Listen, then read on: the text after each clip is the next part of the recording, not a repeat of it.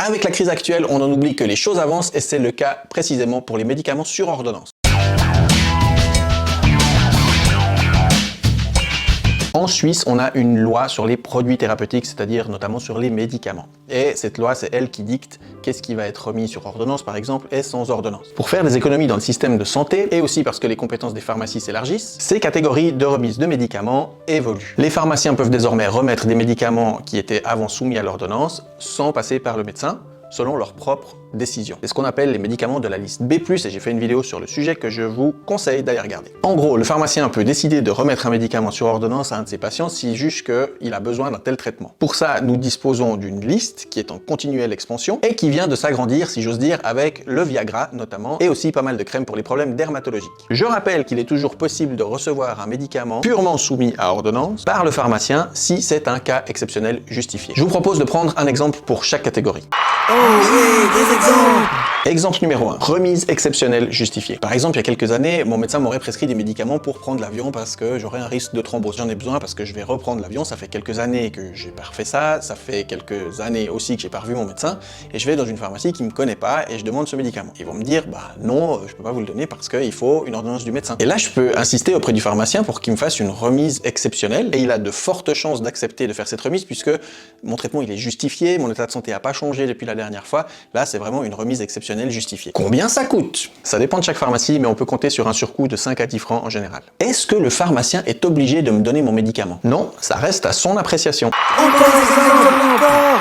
Exemple numéro 2, remise exceptionnelle suite à un entretien pharmaceutique. J'ai très mal à la tête, j'ai un gros rhume, je vais à la pharmacie, je leur demande conseil, et là on me dit, vous pourriez avoir une consultation pharmaceutique avec le pharmacien qui est là. Je vais au coin conseil, et le pharmacien me pose plein de questions adéquates, et il finit par décréter que j'ai probablement une sinusite, et du coup il me donne un traitement en conséquence. Combien ça coûte? En général, une trentaine de francs en plus des médicaments et des validations habituelles. Est-ce que le pharmacien est obligé de me donner mon médicament? Ce type d'entretien débouche en général sur la remise d'un médicament, donc oui, et en plus de ça, inclus dans le prix de l'entretien, il y a un suivi qui se fait quelques jours après, voir comment évolue la situation.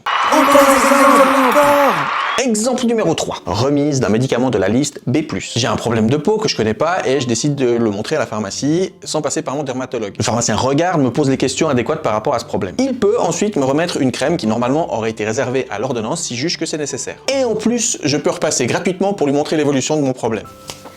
Combien ça coûte? En fait, tout dépend s'il y a eu un entretien pharmaceutique ou non, donc finalement on va se retrouver sur le cas numéro 1 ou sur le cas numéro 2 en ce qui concerne le prix. Est-ce que le pharmacien est obligé de me donner mon médicament? Comme toujours, le pharmacien va chercher à résoudre votre problème, donc en tout cas il va vous donner des conseils, et très probablement il va aussi vous donner un médicament, voire plusieurs, pour traiter ce problème. Encore des exemples! Non mais là c'est fini. Et maintenant vous seriez fort aimable de aimer ma vidéo, de faire des commentaires et de la partager avec le monde entier pour que tout le monde soit au courant de ce service très utile qu'on peut vous rendre en pharmacie, de ces choses importantes, de cette super pratique. Merci, merci vraiment beaucoup, mais surtout, que la force soit avec. Bon déconfinement, bonnes vacances, joyeux Noël, merci, merci, merci. En conclusion, la pharmacie n'est jamais le problème, toujours la solution, donc passez nous voir en premier.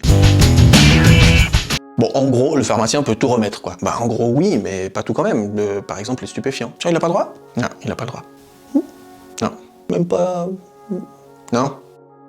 Pierre, d'accord.